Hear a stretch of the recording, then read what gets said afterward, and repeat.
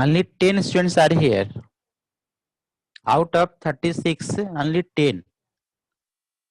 Let's see the condition of students, how they are attending the class.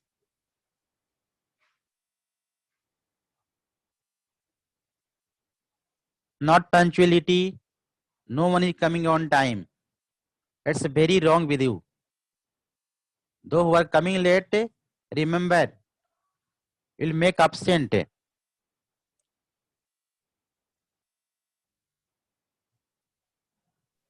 Good morning, sir. Good morning. Welcome here.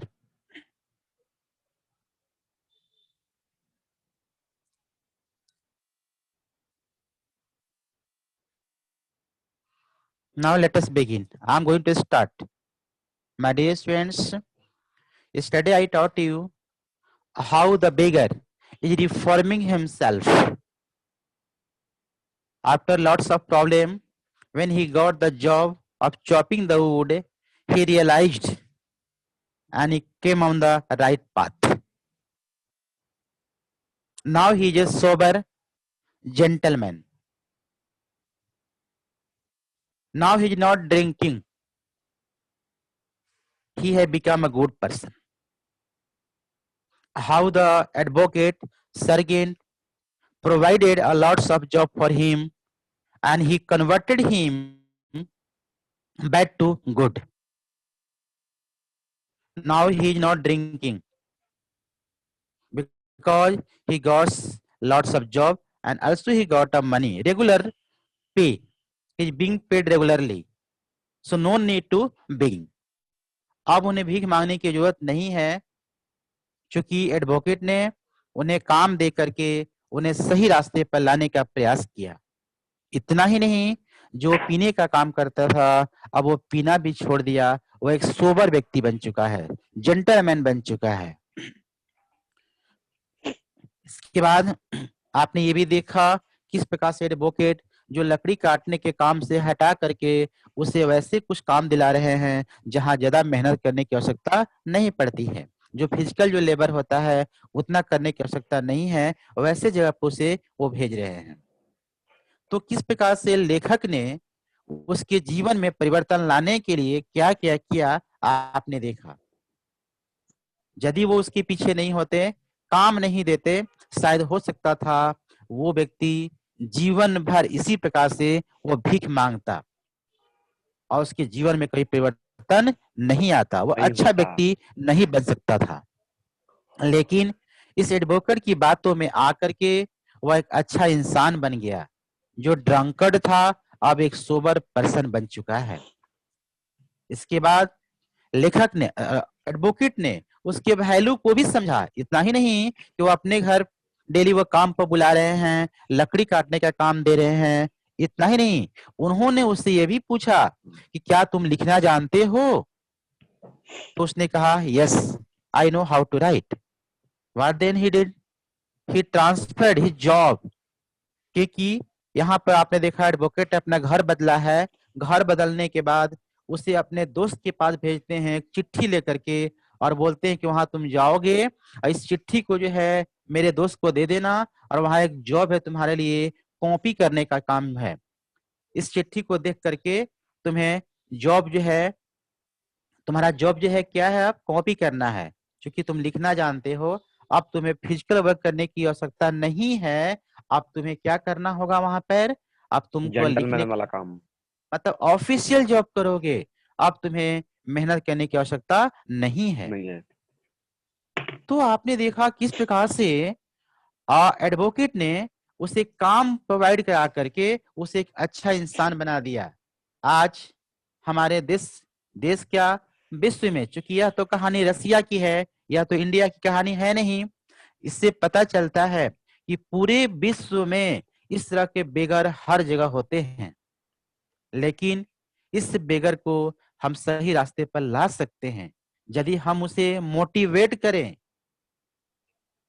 उसे हम कुछ काम दें, तो हो सकता है वो जो बेगिंग का काम, जो उसे चौराहे पर खड़ा होकर भीख मांगना पड़ता है या स्टेशन पर, रेलवे स्टेशन पर, मेट्रो स्टेशन पर, जहां भी हो, जो भीख मांगते हैं उनके जीवन में बहुत बड़ा परिवर्तन हम ला सकते हैं। तो ला कैसे सकते हैं? केवल उसे काम प्रोवाइड करा करके, जॉब दे करके। जब तक उसके पास जॉब नहीं है, वो जो है बिल्कुल जो है तैयार नहीं है, वो भीख ही मांगेगा। और यदि हम उसे कोई हल्का-फुल्का जॉब दे दें, कोई काम मुहैया करा दें उसके लायक, ये तो बात सही है कि सभी बेघर पढ़े लिखे नहीं होते हैं, लेकिन जो जिस स्टैंडर्ड का होता है, उस स्टैंडर्ड का यदि हम काम उसे दे दें, तो हो सकता है वो काम करने लगेगा और फिर ये आदत उसकी डेवलप हो जाएगी और वो भीख मांगना छोड़ देगा। मतलब है कि वो इंडिपेंडेंट हो जाएगा। जो डिपेंडेंसी बनी हुई है, दूसरे पर जो निर्भर है, वो उसकी निर्भरता समाप्त हो सकती है। और यही काम एडवोकेट ने इस कहानी में किया है।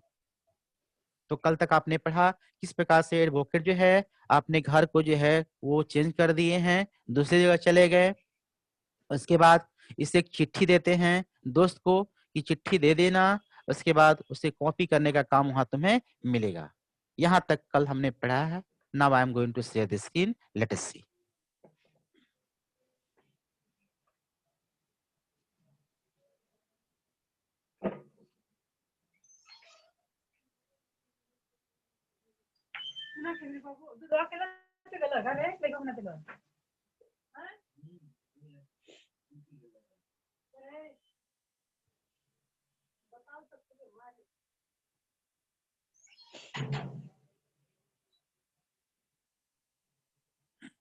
Now let us see. From here I am teaching you so that you remember the story well.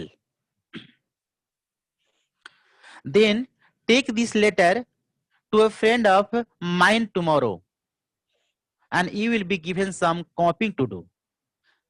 Then take this letter to a friend of mine tomorrow and you will be given some copying to do. ये जो letter है, ये से लो, तुम मेरे दोस्त को दे देना और वहीं पर तुम्हारा जो काम जो है मिलेगा, वो कॉपी करने का काम मिलेगा। वर्क हार्ड, देखो कठिन मेहनत करना। डोंट ड्रिंक, मत पीना। And remember what I have said to you, goodbye. याद रखना जो जो मैंने तुम्हें कहा है, वो जाकर मेरे दोस्त के पास वो काम करना, गुड बाय। और उससे वो एडवोकेट गुड बाय बोलते हैं। Please eight having put a man on the right path, Sergey tapped Luskov kindly on the shoulder and even gave him his hand at parting. Pleased at having put a man on the right path. चूंकि वह right path पर आ चुका था, उसे सही रास्ते पर आते हुए देखकर सरगेट ने उसके पीठ थपथपाए और उसे हाथ मिलाते हैं। His hand at parting, माने जाते समय सी ऑफ करना, हाथ मिलाना। लस्कफ टूक द लेटर, लस्कफ जो है वो लेटर को ले लेता है। And from that day forth came no more to the yard for work. उस दिन के बाद वह उनके यार्ड में काम करने के लिए नहीं आता है, बंद कर देता है। मीन्स ये है कि लस्कोप को काम जो है कहीं और मिल जाता है। अब वो उसके दोस्त के पास जा रहे हैं, क्योंकि इन्होंने घर बदल दिया है। किसने घर बदल दिया है? एडवोकेट ने घर अपना बदल दिया है। 2 years went by। इस प्रकार ये दोनों को बिछड़े हुए 2 साल हो गए। मतलब जब से एडवोकेट अलग हुए लस्कफ से, इधर 2 साल का समय बीत चुका था।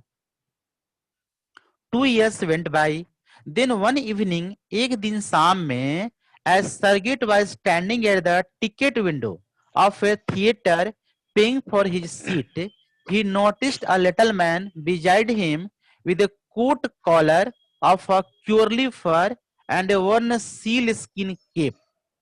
एक दिन की बात है, शाम के समय में सरगेट मतलब जो एडवोकेट है, वो सिनेमा मूवी देखने के लिए थिएटर में एक टिकट ले रहे थे।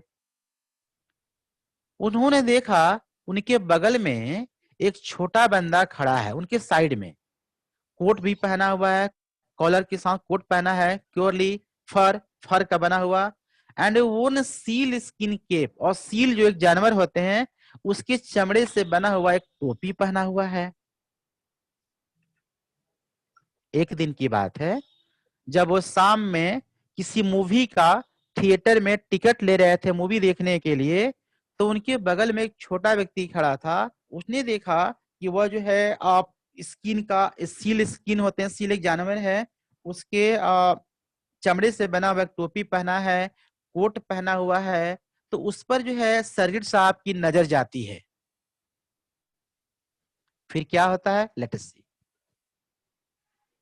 This little individual timidly asked the ticket seller for a seat in the gallery and paid for it in a copper coins. This little individual timidly करा कि ये जो छोटा व्यक्ति जो खड़ा था वहां, वो शर्माते हुए, टिमिडली लिखा हुआ है मतलब साई मैंने शर्मा करके, टिकट सेलर से एक टिकट मांगता है गैलरी में बैठने के लिए, और उसके लिए वो जो है कॉपर क्वाइंस देता है, तांबे के बने हुए जो सिक्के हैं तांबे के, उसे वो देता है। ये जो छोटा व्यक्ति था, लिटिल मैन, जो कि एडवोकेट के बगल में जस्ट खड़ा है, वो भी जो है टिकट सेलर को पैसा देता है गैलरी में टिकट के लिए, और कहता है, और क्या देता है पैसे के रूप में, तांबे के बने हुए सिक्के देता है। वहां पर वो क्वाइन है, कॉपर क्वाइन देता है। Lushkoff, is that you, cried Sergei. Sergei ने अचानक चिल्लाते हुए कहा, लस्कोफ तुम हो। Recognizing in the little man his former wood chopper, वो पुराने लकड़ी काटने वाले बेगर को पहचानते हुए सर्गिट ने कहा, लस्कफ तुम हो। How are you, what are you doing, how is everything with you. अरे कैसे हो, क्या हो रहा है आजकल। How is everything with you, कैसा है, क्या चल रहा है आजकल। All right, I am a notary now and I am paid 35 rouble a month. All right, बहुत अच्छा है, I am a notary now, कि अब हम एक काबिल व्यक्ति बन गए हैं। नोटरी मतलब पैसे वाले, मतलब हम अच्छे व्यक्ति बन चुके हैं। I am a notary now and I am paid 35 rouble a month, और एक महीने में अभी हमें 35 रूबल मिलता है। आज मैं एक अच्छा इंसान बन गया हूं, मैं अच्छा हूं। सर 35 रूबल कितना होता है? सॉरी, नोटरी 35 मतलब रूबल होते हैं, 35 सॉरी, रूबल कितना होता है सर? 35 रूबल कितना होता है सर? अब अब 1 रूबल में जो है ना 100 पेक्स होते हैं, जो आपने पेक्स सुना था ना वहां पर, यस सर। जैसे रशिया का जो आपने सुना था ना करेंसी, जो है वो रूबल भी पेक्स था था, और यस पेक सर। भी था। Sir yes sir. तो 3500 1 रूबल में 100 पेक्स होते हैं, है ना। सर 3500 अब आप देख लेना, उतना एग्जैक्टली तो मेरे पता नहीं है कि 1 रूबल में हमारे इंडियन करेंसी कितने होते हैं, है ना, ये पता नहीं है, ये देखने की बातें हैं, देख लीजिएगा, ठीक है। तो ये बोलता है कि अब मुझे 35 रूबल जो है एक महीने में मिल जाते हैं। अब देखो, ये बातें सुन करके कोई भी भला व्यक्ति जिसको रास्ते पर ला दिया है, वो कितना खुश हुआ होगा कि चलो आज एक इंसान बन गया है, उसे कितनी खुशी हुई होगी उस व्यक्ति से मिल करके। देखिए क्या बोलते हैं यहाँ,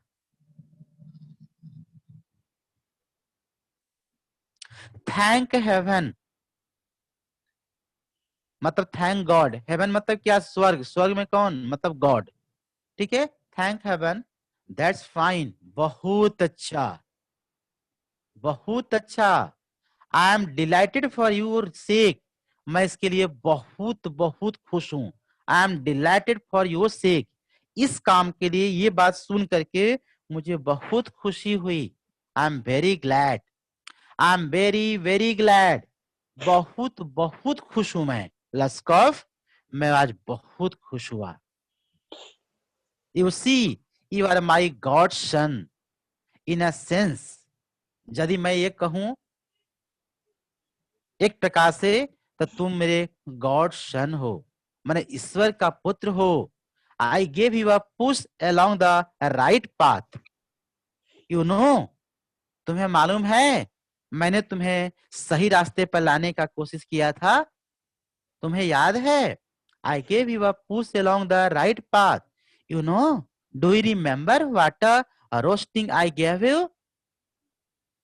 क्या क्या मैंने तुम्हें किया, कैसे तुम्हें रोस्ट किया। रोस्ट मतलब पकाना।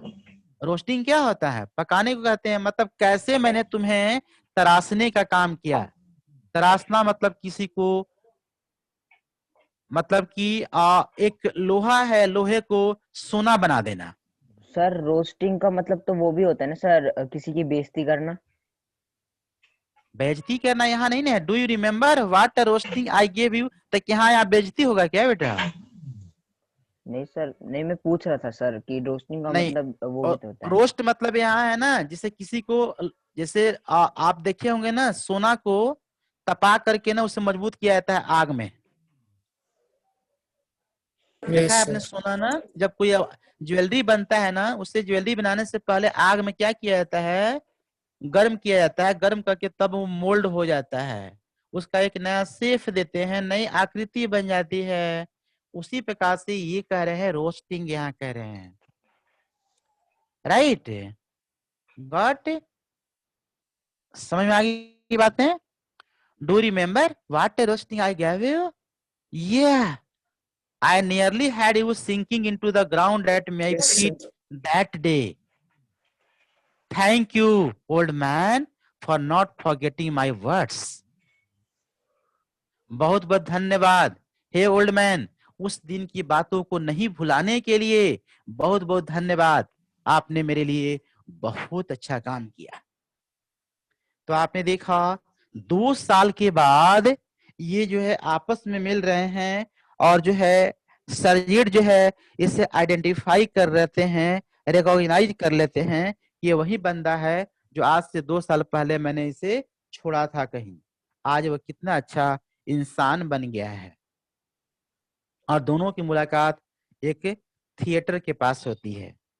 वो भी आज देखो उसके पास कितने पैसे हो जाते हैं कि अब वो मूवी भी देखने लगता है बेगर हैं?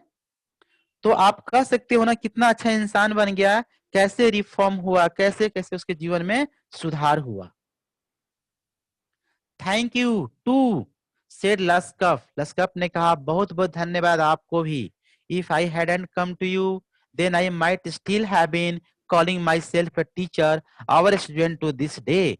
यदि मैं आपके पास नहीं आता, if I hadn't come to you, यदि मैं आपके पास नहीं आता या आपसे नहीं मिला होता, I might still have been calling my self a teacher our student to this day.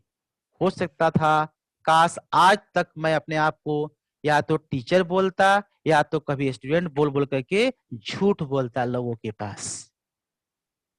Yes, by flying to your protection, I dragged myself out of a pit.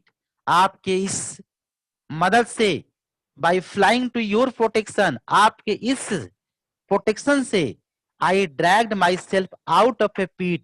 मैं पीट मतलब खाई से बाहर निकल गया। पीट क्या बोलते हैं? खाई को बोलते हैं? मतलब इस दलदल से मैं बाहर निकल गया, यही ना कह सकते हैं हम लोग, है ना? मैं इस दलदल से, मैं इस खराब दुनिया से बाहर निकल गया और मैं अपने जीवन में परिवर्तन ला दिया। आई am very glad Indeed, really, मैं बहुत खुश हूं आज। लस्कफ ने कहा इंडीड, मैंने रियली, वाकई, आई एम वेरी ग्लैड, मैं बहुत खुश हूं।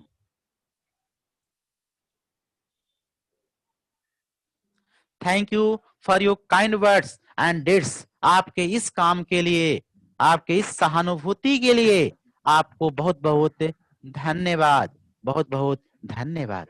बेगर ने बार बार धन्यवाद दे रहा है एडवोकेट सर्जेंट को, क्योंकि उनके चलते उसके जीवन में बहुत बड़ा परिवर्तन आया था।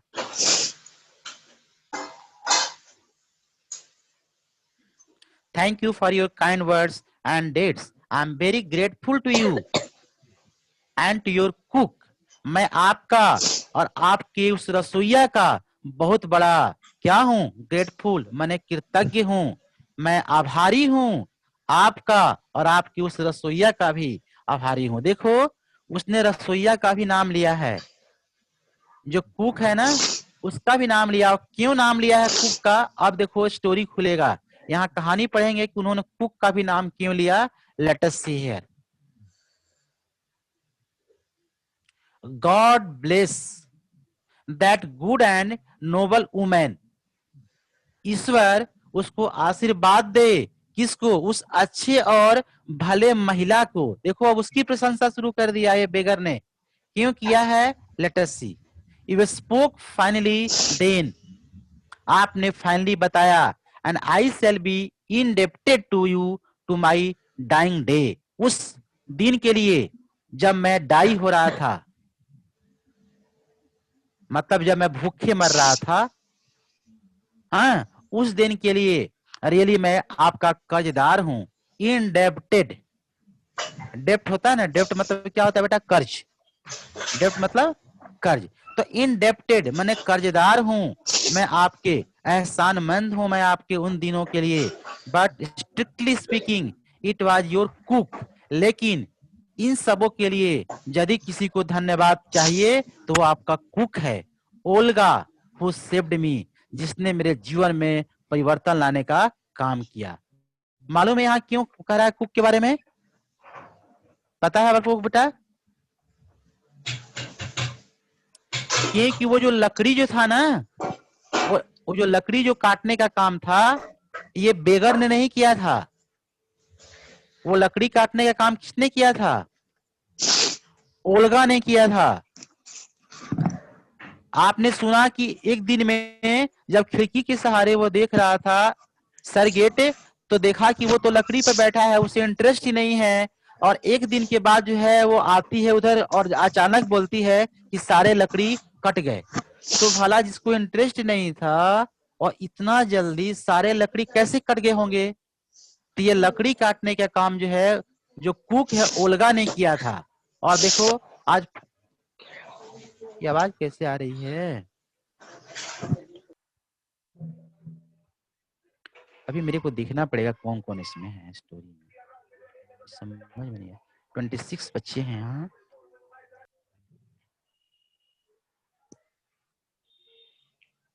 Now they are 26 in number. Let us see here.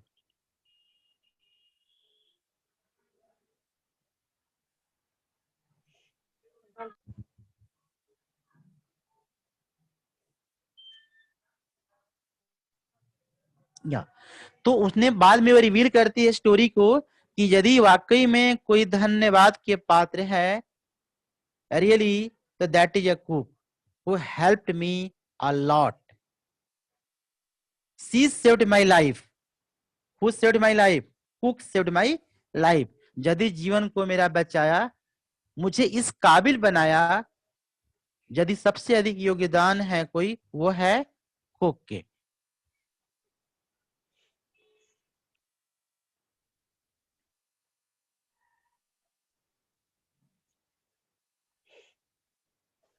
Speaking strictly speaking, it was your cook Olga who saved me. How is that? ये बात सुन करके सर्गिट ने कहा कैसे? ओल्गा कैसे है? इसके लिए जवाबदेही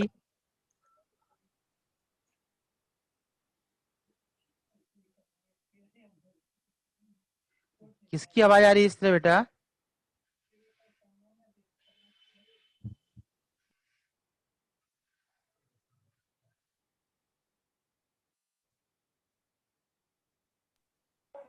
हाउ इज दैट? ऐसे कैसे हुआ?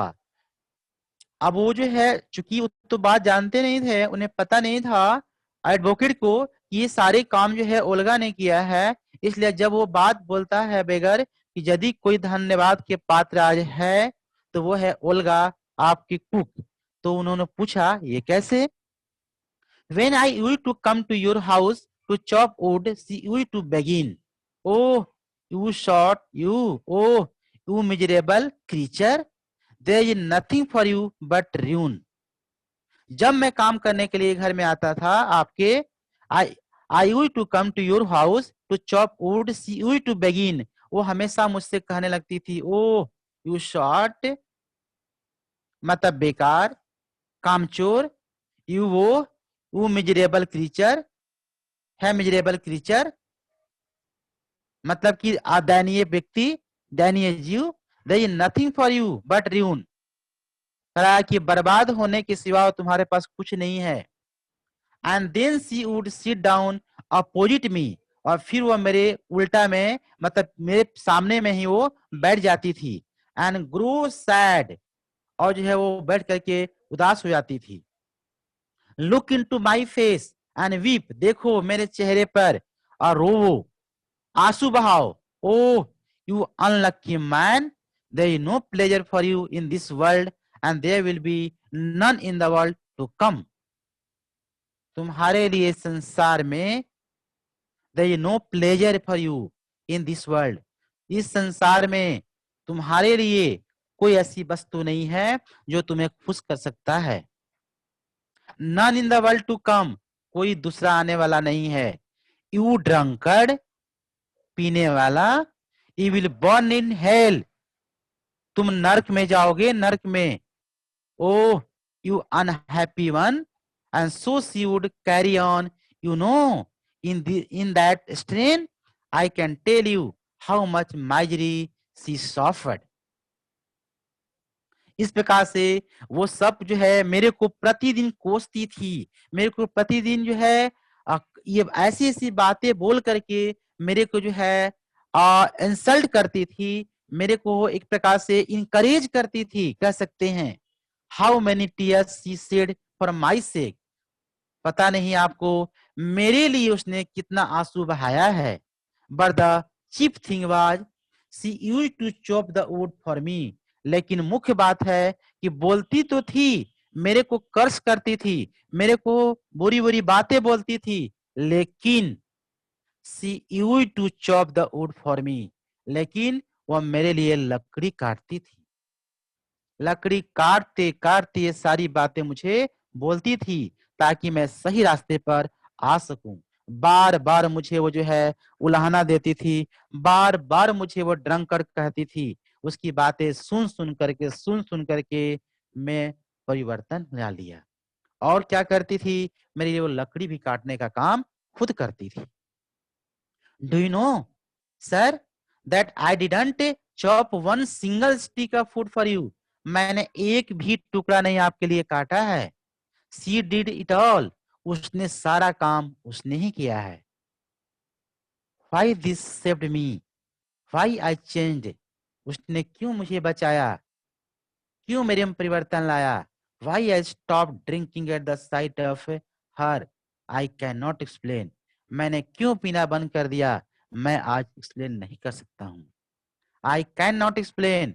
I only know that owing to her words and noble deed, a change took place in my heart.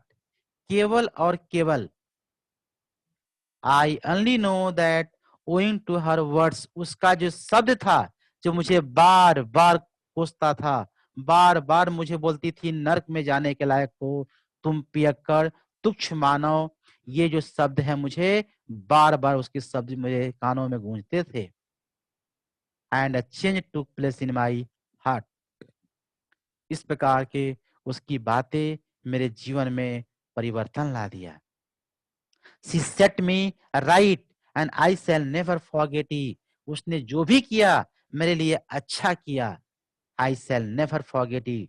मैं कभी भी भुला नहीं सकता हूँ। However, it is time to go now. अब जाने का समय हो गया है। There goes the bell.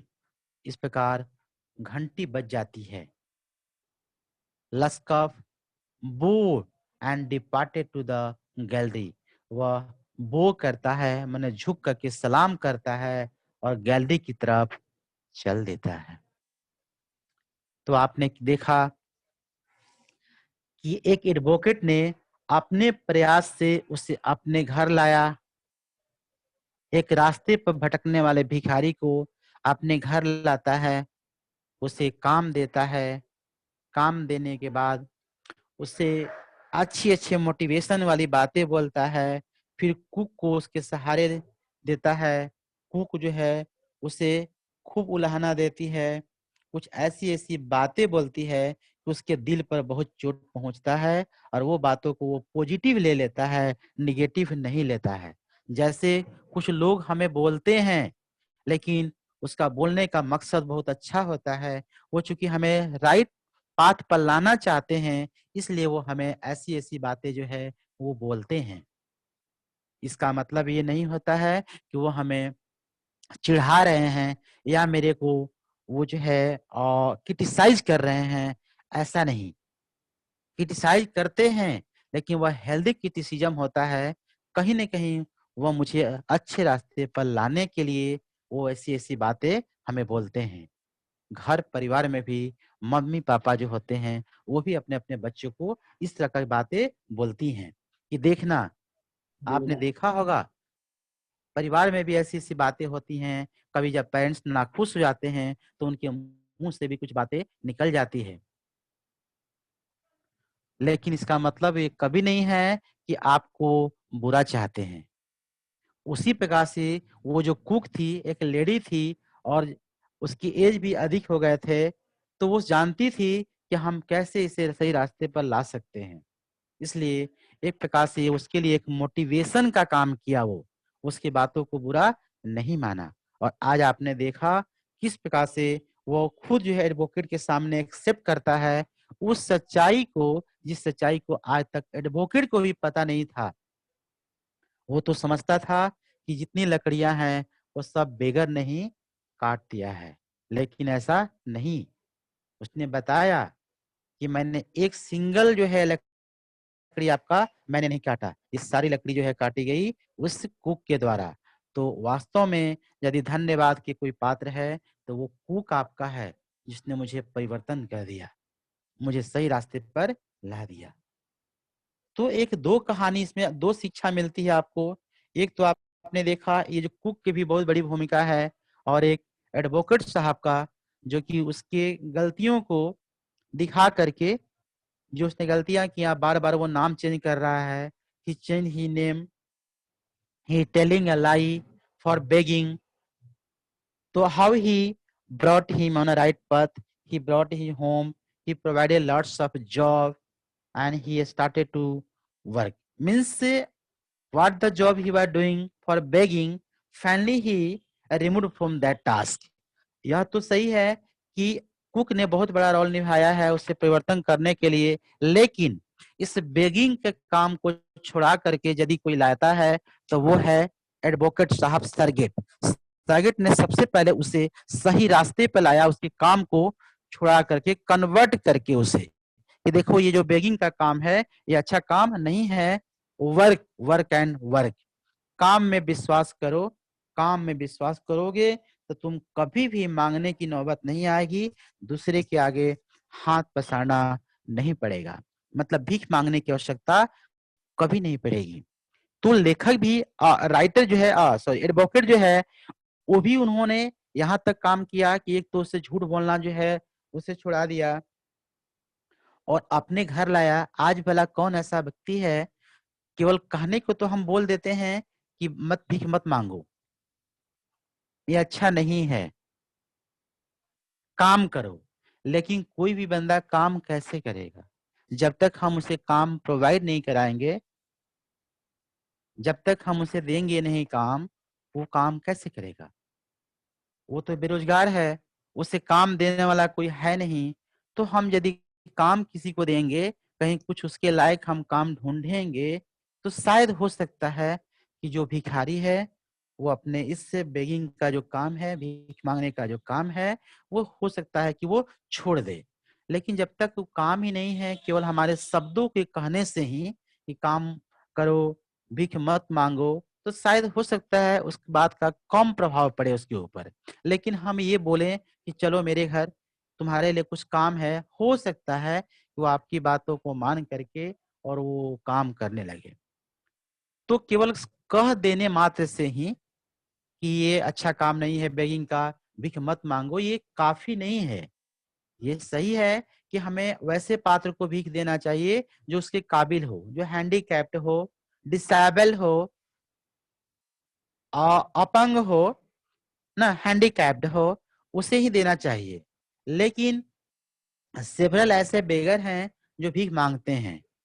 तो शब्द का जो प्रभाव है वो शायद हो सकता है सबके ऊपर ना हो, लेकिन हमारे काम का प्रभाव जो हम उसे काम देते हैं शायद उससे जल्दी उसके जीवन में परिवर्तन आ सकता है। और यही जो है एक कहानी में दिखाया गया है कि लेखक ने दो दो बार देखा उसे। एक बार देखा जो अपने स्टूडेंट का नाम बदल के वो जो भीख मांग रहा था कि मैं एक स्टूडेंट हूँ, स्कूल से मुझे एक्सपेल कर दिया गया है। हाँ, लेकिन फिर उसने दोबारा उन्होंने देखा जो अपना नाम जो है वो टीचर बोल करके, है ना, वो भीख मांग रहा है। तो लेखक ने देखा कि ये तो वही बंदा है और उसे सही रास्ते पर लाने का प्रयास उन्होंने किया। तो ये कहानी बेगर का आपने देखा किस प्रकार से एक बेगर को सही रास्ते पर लाया गया। और हम ऐसे सेवरल बेगर है जिससे हम काम दे करके, गवर्नमेंट जो है उसे काम दे करके, हम मीन्स यहाँ क्या है, एक ऑथोरिटी से मतलब है, जो ऑथराइज पर्सन है, जो